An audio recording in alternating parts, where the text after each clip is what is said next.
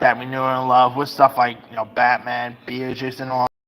And this was a great comeback for Keaton because obviously this may be just the best he's ever given.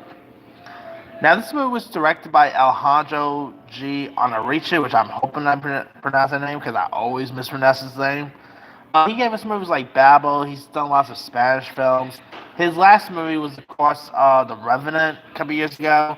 And he has another movie coming out this year called Barbo, which might be maybe submitted for next year's Oscars. Who knows?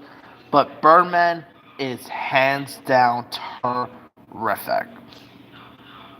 I mean, Michael Keaton really saw it as his character. He literally plays two parts.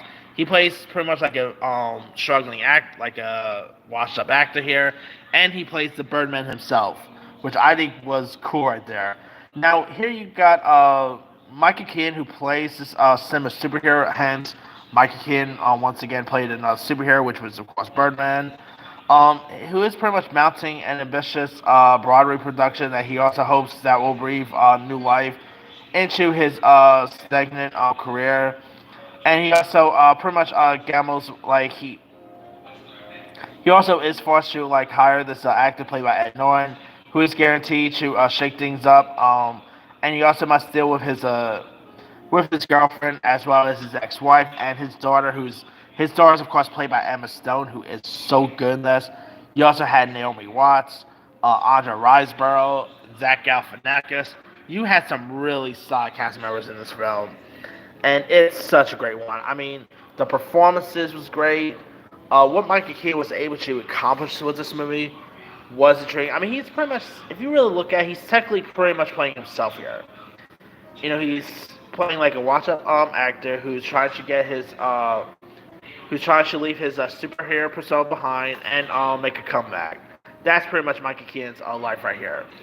And Keaton was so great in this movie. I mean, he played this part perfectly.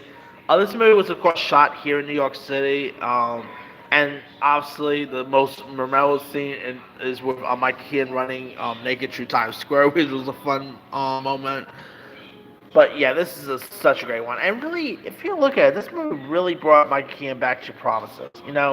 Thanks to Birdman, he will later go on to do other movies like Spotlight.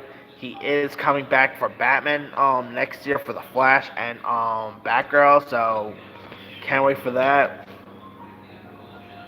I mean, Michael Keaton has always been one of my favorites, and of course, this movie was released by Fox Searchlight. Of course, back in the days, it was actually Fox Searchlight, and they did not cut the Fox part. She called it Searchlight. So there's that. Now, when the film, of course, won Best Picture, let me pull what it won against.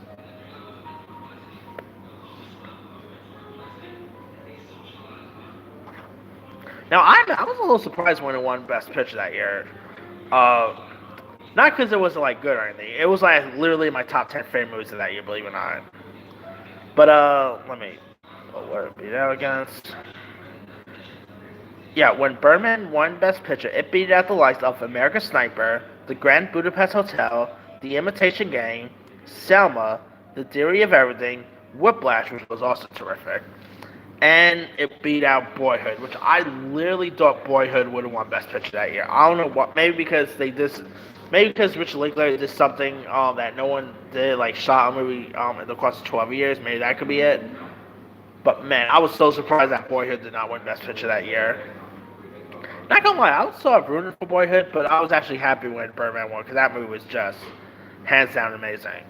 And of course, it did, like I said, it did win Best Picture. Alejandro G. Onarichi won Best Director.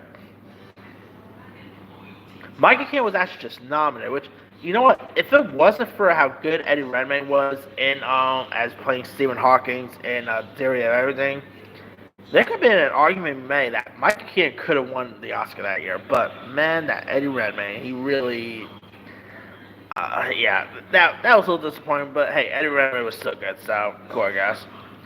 Let's see. Emma Stone, of course, got nominated for Best Supporting Actress. Ed Norton got nominated for Best Supporting Actor. It won Best Screenplay. Let's see what else.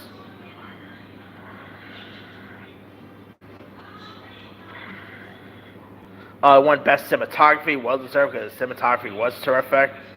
Uh, and that's really all. It didn't really win a whole lot, which is another reason why I was a little surprised that it won.